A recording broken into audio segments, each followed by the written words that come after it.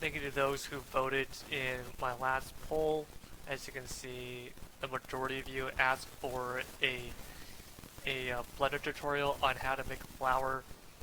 Yes, there are less participation. Hopefully that'll change.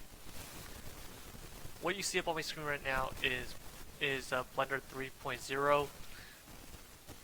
The video that this was a follow-on to was made in Blender 2.9.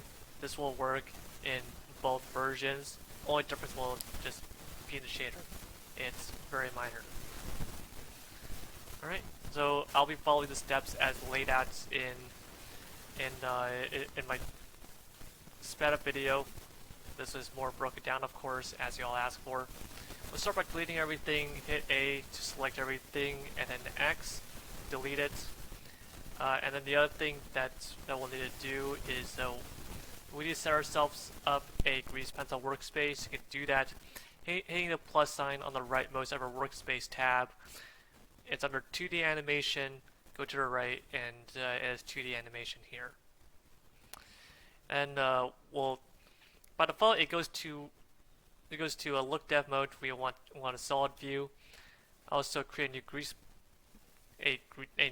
grease pencil blank. It's Shift A to add, and it's under grease pencil, and we want to add a blank here. Don't mind the keyframe down here. We don't need to be concerned about that. A few other things that we need to change is under viewport overlays. First we need to enable 3D cursor, and then we also need to enable canvas. Bring the opacity up to 0.7.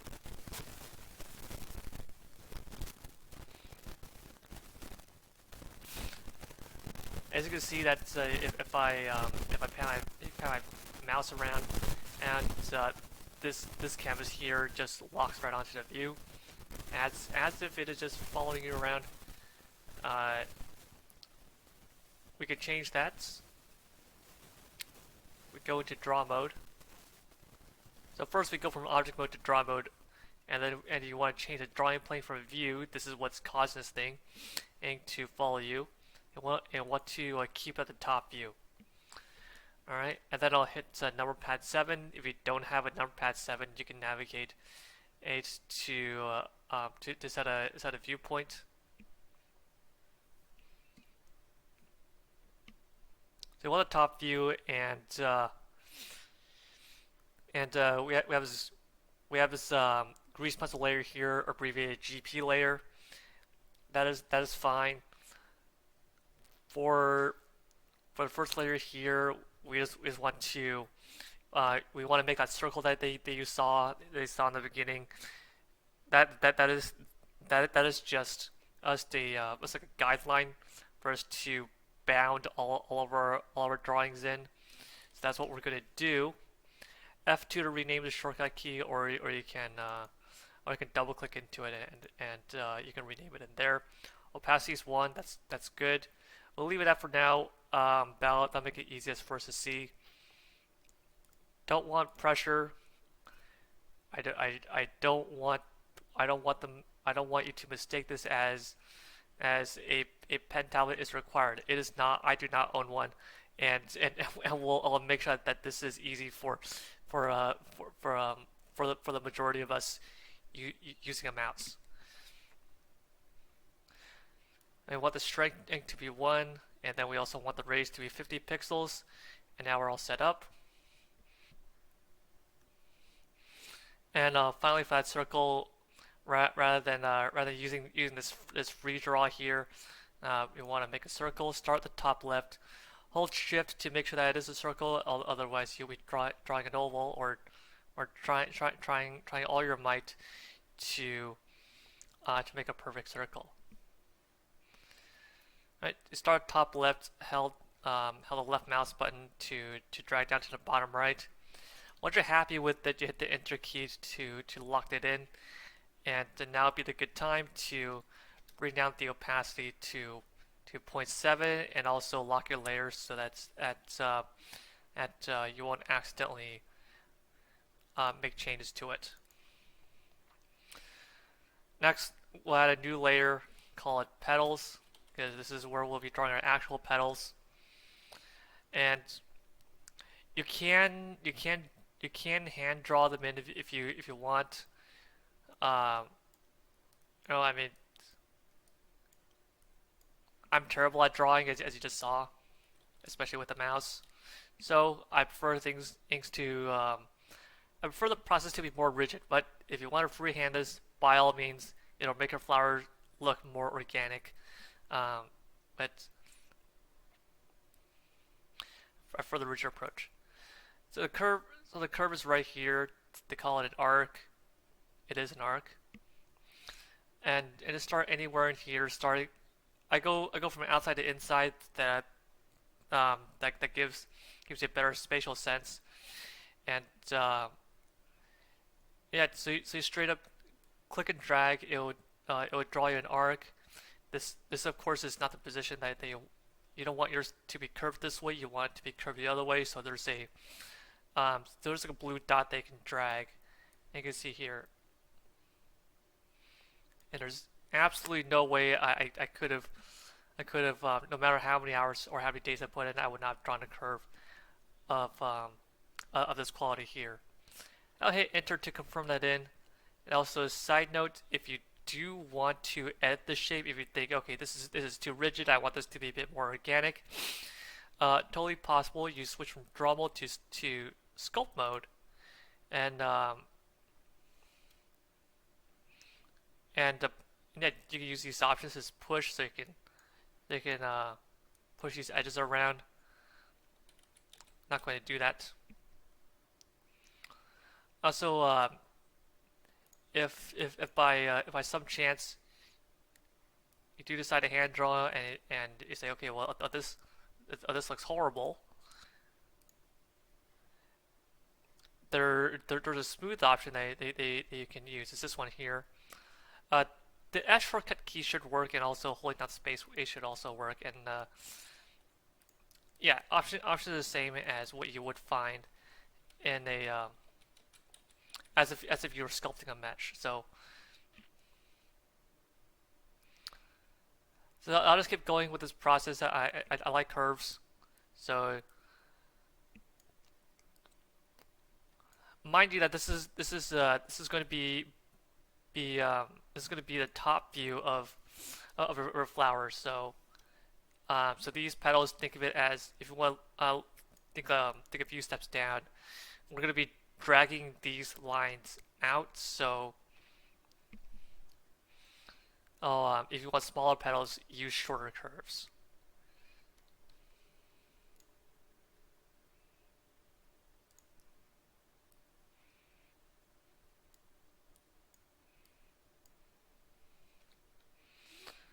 And the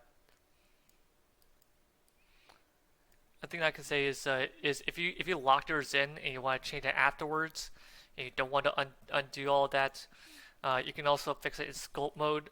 It's G key to switch to. I'm still on. I guess not all shortcut keys work in work in this version of sculpt. But yeah, is this grab tool here, and you can it can adjust your curves like so. Anything that's in a circle will be affected, so just be careful of that.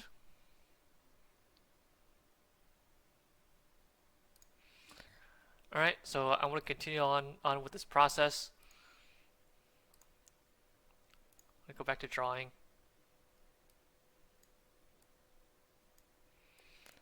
I want to take the liberty to not time lapse this for those who do want to see the whole process.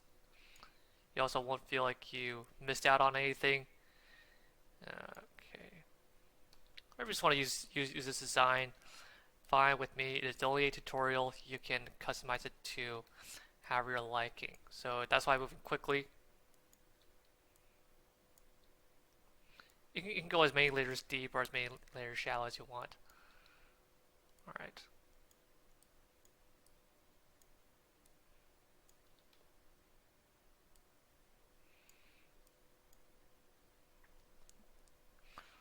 Once you get to this point, something that I like to do is I like to draw in on tiny little spiral. There you go. Now you see my garbage mouse drawing skills showing up.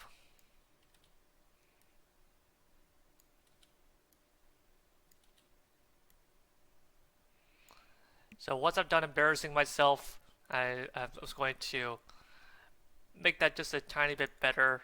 Not like that. Let's go smooth that area out. There you go. Now you have no idea that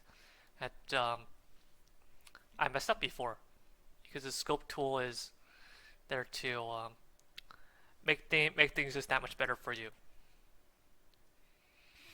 So once you're happy with that, I'm certainly happy with what I have here, and I do want to get moving with this. Is I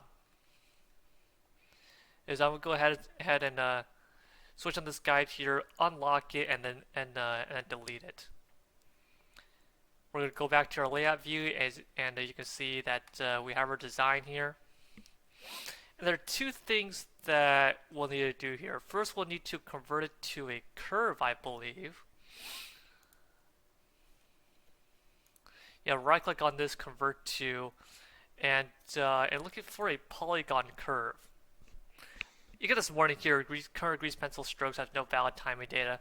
That's fine. We're not trying to animate this thing, at least for the modeling part. And you can see here that it made yourself a new object called petals. We don't need this anymore. I'm going to delete it, but if you want to go back and make changes to it, feel free. I'm just going to straight up delete that one, and then we're left with this curve object here.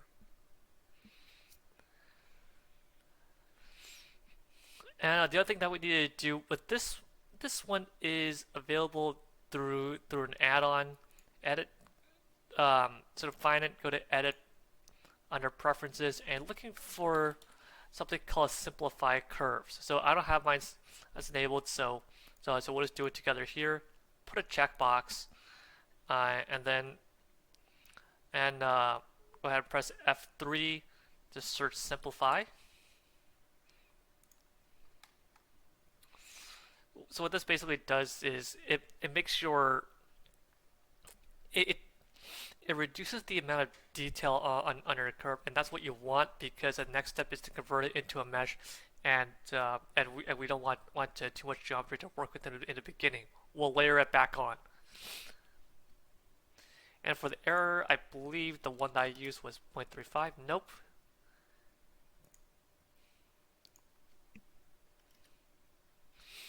You can look at this number as how much simplification you want. So the bigger the number, the more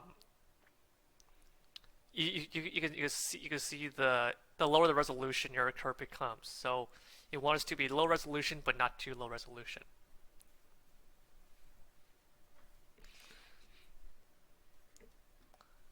All right, next thing we'll do, I will strip delete it. You are more than welcome to save this if you feel a need to go back for it. If you have lower confidence, definitely I would recommend making a folder, call it archive, and then move it in there. All right, so show real quick how it's done. All right, right click, new collection, F2 to rename, archive, and then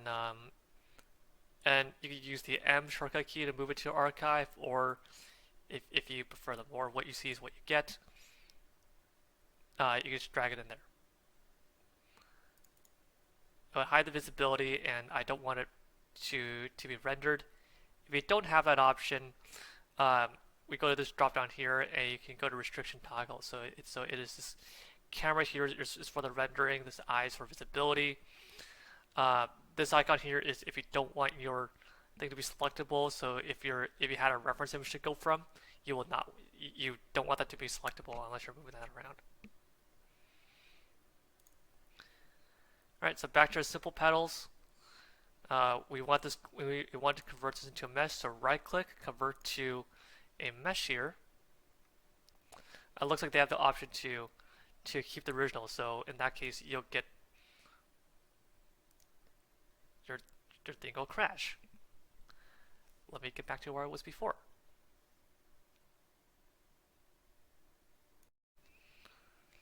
Alright, so as you can see, I have gone through the process again. This time, do not keep original. You saw what happened with that. So hopefully you still have your mesh here. I want to hit tab to go into edit mode, and first I'm going to do is I'm going to grab the vertex closest to the center here, turn on proportional editing, go to the front view, and I want to grab that along the z-axis here. Just bring it up a little bit, and to about there. So it's about like a 0.1 movement, and then now turn off proportional editing. Click this key, click this button here, or hit the O key, and select a few of these. And the strategy that I like to use for selecting vertices is I select the ones on the insides here. I'll show you the result of that.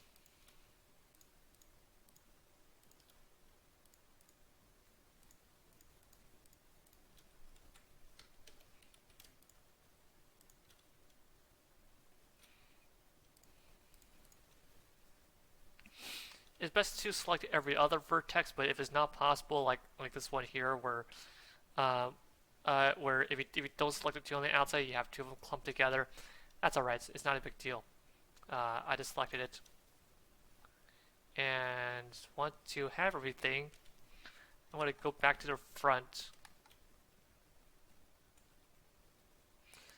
and now I'm going to drag those up by a little bit, so they're also about a 0.1 meter movement. Yes, flowers are not that big. Because if you go to the top, you're looking at about a 2 meter in diameter. That's fine. You can scale it down to whatever dimensions you want to go with. But this is just a quick exercise. Alright, next thing you do, select everything with the A key, and I'm going to hit E to extrude, and hit the Z key to go along the Z axis. And then once you have that, you want to flatten that at horizontally, and do that by scaling along the Z axis with the factor 0. So SZ0. And we'll scale it down by a tiny bit, and then maybe move it up a little bit too. And repeat the same process a few times until you get a shape that you're happy with.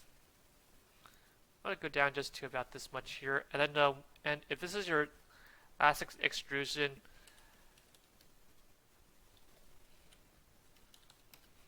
I scale it to 0.025 to pick a nice round number, and then you are more than welcome to readjust as necessary. So if you need to go back and decide that if you want this a little bigger, that's fine. It's very easy to adjust.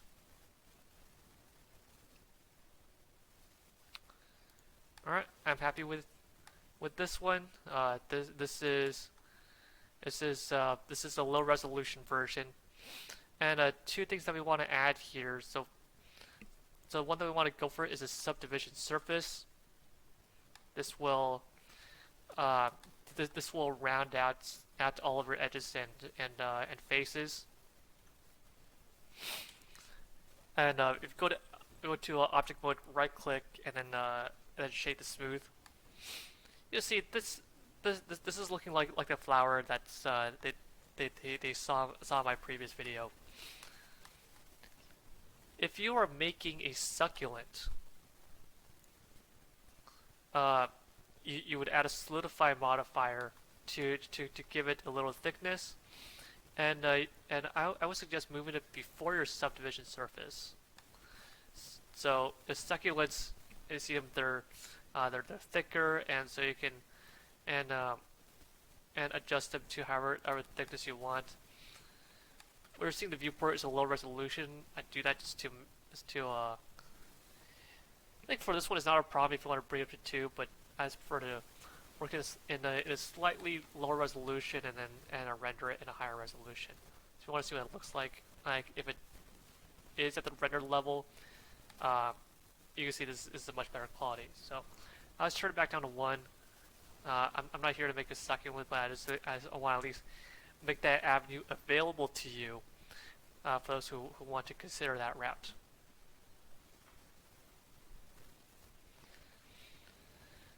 Right, and the next thing on our list is texturing. So if you want to texture this, well, first off, the ones that I'll be using are from textures.com.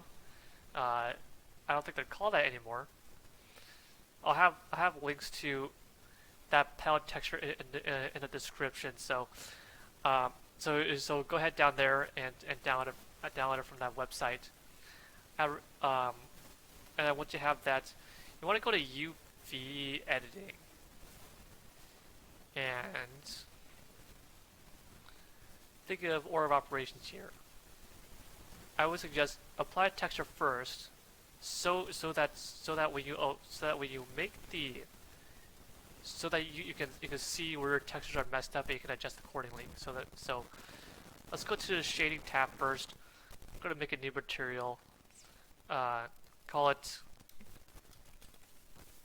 Don't flame me if this is not what actual rose looks like, but I'm using a rose material.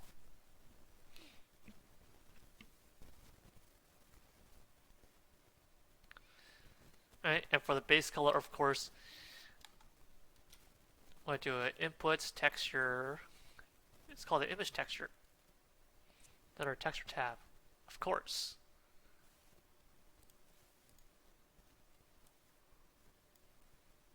From there, if you use the older version, this might give you a magenta kind of color. Just in case you don't have that texture. And the one that I have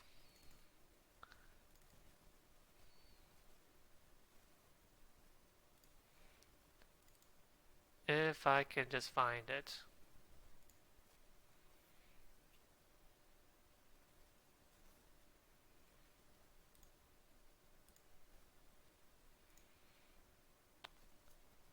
Really wish to give you a preview on what's looked like. It maybe oh, that's how you do it.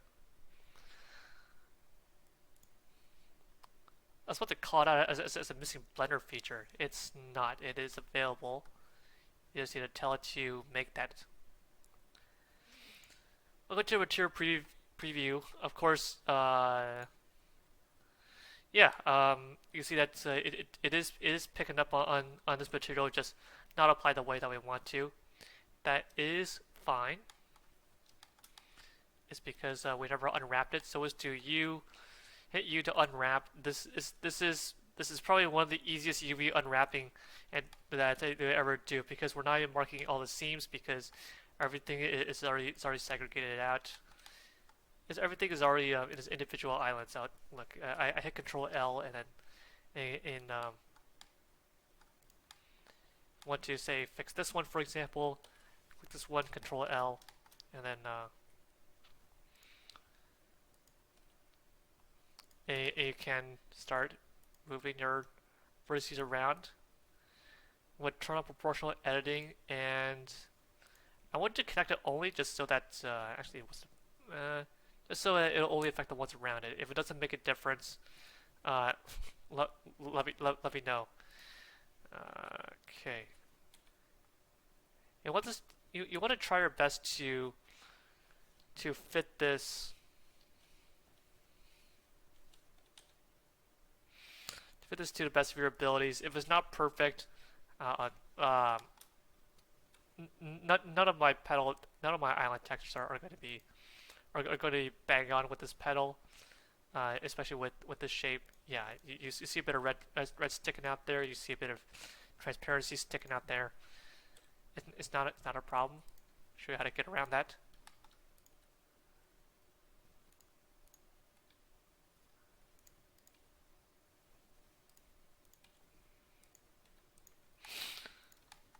So you want each of your islands to follow the texture to the best of your abilities.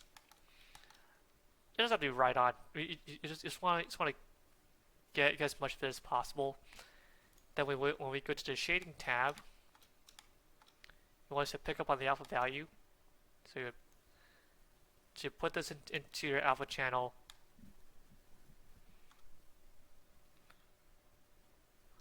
And we'll just keep going on that process.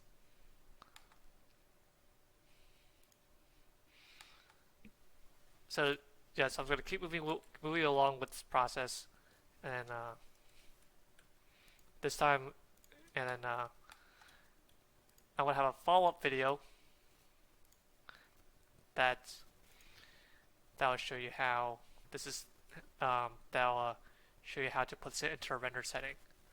So this is what I'm going to wrap it up for today. I hope you at least benefited from this. If you did, please leave a like. If not, well, I'm sorry to hear that. But in any case, I'll see you in the next video.